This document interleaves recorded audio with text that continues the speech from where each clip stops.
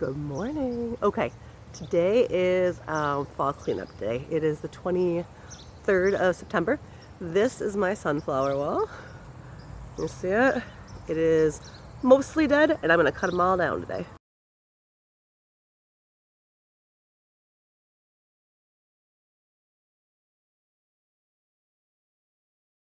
Okay, I've taken all the sunflowers down. It's always so sad when the last of the sunflowers come down, but they get really scraggly at the end of the season. So I cut them all down and I've put them back in the chicken coop for the birds and the chickens to enjoy as they dry still.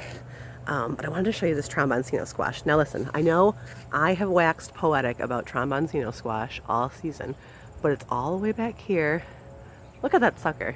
That is a winter squash that I can harvest and it will store in my house all winter. This one I had to pull because it was hanging up here and it fell. Look at that guy. Like, I don't know if you can tell, like, how big this dude is. Like, he is up past my waist. And then, not only is it got winter, and then look, I got one up there. I got one, and there's 4 on this side of the fence. Plus 5. This is the green color, so this is how you can use them as a summer squash. If I cut this right now and slice it, I can use it like grilled zucchini. It is kind of getting gicky at the bottom because it was covered up with those sunflowers. I might let the birds have that one. But I've got 4 winter squash out here. 1, 2, 3, and then number 4 back here. And I'm going to go on the inside and count how many I got right now too. Oh, and look at this. I lied. It's growing another one. That is a baby tromboncino squash. It is September 23rd, and this squash plant is growing new squash for me still. Holy cannoli. All right, I'm gonna go in the back and we'll check it out in the back. Okay, this is the tromboncino squash plant in the backyard. So over here, that's where I just was. It went over the fence into the sidewalk area. This is the chicken coop. It's covering the chicken coop. Let's go count how many are on here. Now keep in mind, we probably harvested 20 of these off here. So if you look really close, you can see there's a new one starting right there. See it? And right next to it are 1, 2 winter ones. So I had 4 on the other side. So now I've got 6 plus 2 new ones. There's another winter one, 7. Another one above that, 8. Another one on top there is 9. Oh my goodness. All right, let's go into the chicken coop. Got 1 growing up here, that's 10. I got a new one right here. So that's 2 new ones. Look at them. They just grow on top of here. Isn't that insane? Oh, here's another one. Was that 11? That one's broken off.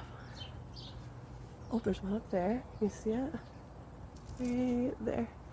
12. Chicken coop. They're all hiding back here.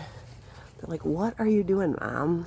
I've been shaking them up because I'm bringing those sunflowers back here, and they're all like, what is going on? All right. Oh, here's another one. Is that 12? 12. And then over here on the that's the one we just saw on the outside. 12, 13. 2 new green ones. That's 4 new ones. And I think that's it. Oh my goodness. All right. So this crazy plant that has gone all the way over my chicken coop on the side is 2 plants, literally 2 seeds in the ground, made this gigantic canopy of tromboncino squash. I have ate 20 already, and they get as tall as my hip. Like, they're really big. I've ate 20 already. I have 12 more on there that I'm going to let harden up for winter squash. And I have 4 new green ones that are currently growing that I can grill up still before winter comes. That's amazing. You need you some tromboncino squash.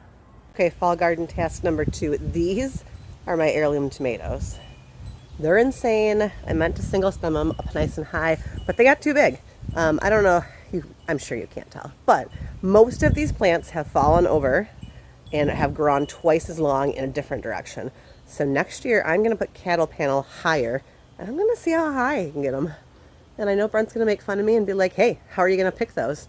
Well, I got a lot of ladders, right? So right now what I'm doing though for fall is I'm going through, and this is a spot I cleaned up already.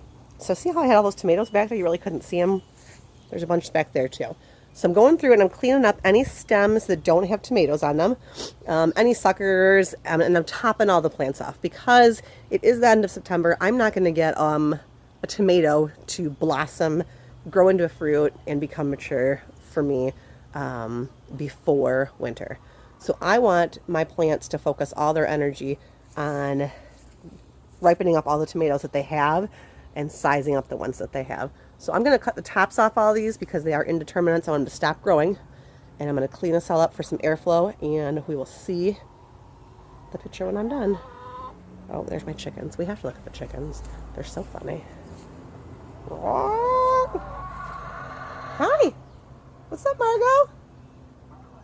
Eleanor? That's Sheila and Lucy back there. Look, I gave them all the sunflowers. They're super excited. They didn't like me moving them in there, but now they're like, what is this, Mom? What is this, Mom? All right, check it out. All right, back to my tomato project. We'll see it in a minute. Okay, look, you can see the dirt in the bottom of the bed again. I've cleaned these out, I think as much as I'm going to today. And because I cleaned them out, I could see the tags that I got at the bottom. And I found some really enormous, I don't know if you can see, like this, the thing is as big as my hand. These are called Aunt Lou's Underground Railroad. They're an heirloom tomato. I got them because they had a cool story. They were supposedly smuggled out on the Underground Railroad from the South after the Civil War. So I was really, really just kind of caught up by the story and bought them. And they're actually really big and really nice and pretty productive, considering I have pretty much let these things do their own thing. I'm really glad I came in and got these because look at all the dead wet on the inside because we had so much rain lately. So these are some Paul Robesons, and I think these are Cherokee Purple. Look how many are back in there. Like you just couldn't even see them all. I got tons of them. There's a bunch more. So I'll grow both those varieties again. Lots and lots and lots of green ones. Look at the size of this dude. Isn't he huge? Now, to try and figure out what plant he is, I'm going to have to follow the stem because they go all over. And he is this plant, which is either, it's not a, nope, he's not a, he's a striped German. So this guy right here is a striped German. That's a big tomato. These guys are all striped Germans. Look at those. Nice, more. Got these pretty stripy ones. Can you see those stripes back there? Those are really cool. Those are Abe Lincolns. There's some stripes. And then I got a whole bunch back in here. Those pinkyish ones, those are called Pink Berkeley. And then I am getting a whole bunch of these smaller ones. I don't remember planting a smaller variety in here. So I don't know what they are, but I'm getting like clusters of them. Oops, sorry. That was a bad shot. Clusters and clusters of these little ones. I have no idea what they are. So, mystery tomato. But there's tons and tons and tons and tons of Pink Berkeleys back over here. So, because we had so much rain, well, now that I've cleared these out, if we get a lot of sunshine here, I might get quite a few more tomatoes. I'm trying to get better at not shaking the camera, guys. I'm really bad at it. So these are my heirloom tomatoes. Look at the pile of brush that I cleared off of these. It's just huge. And that's just going to live in the backyard. I'm going to have Brent mow it. And then I do have a couple more heirloom tomatoes over here. I cleaned these ones out already. Look at this guy. These are mortgage lifters. They are really, really, really big. The mortgage lifters have been the biggest tomato I've gotten this year. And then in this giant cluster mess, these are all heirloom tomatoes. I've got Dr. Wychees.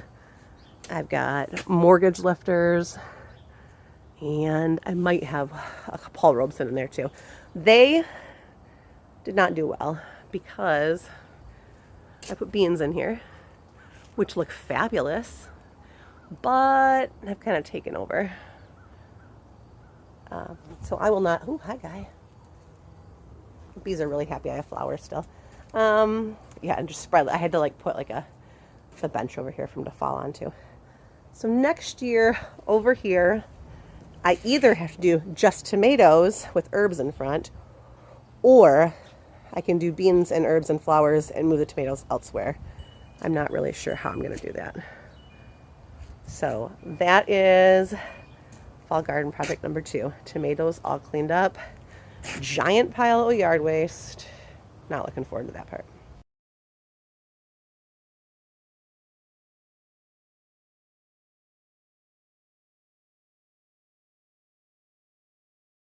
Okay, fall garden project number 3 for the day is to clean up the front yard. I have got, I don't know if you can really kind of tell, I got a bunch of asters that are all dead. I'm gonna cut those heads off and use them for seeds and then pull the plants up. And then I am going to do the same thing over here with these guys. And then over here, I've got some of my decorations up. This cucumber plant is still making cucumbers, so I'm gonna leave it up. I'm not gonna tear it out. So it gets to live there for a little bit longer, but I am gonna come in and tear out, there's a tomato plant back there that is done producing, and then I've got these 2 buckets here that had flowers in them, and these cosmos are pretty much done. I'll pull some of those out and pop some mums in there. So that is project number 3. Stay tuned.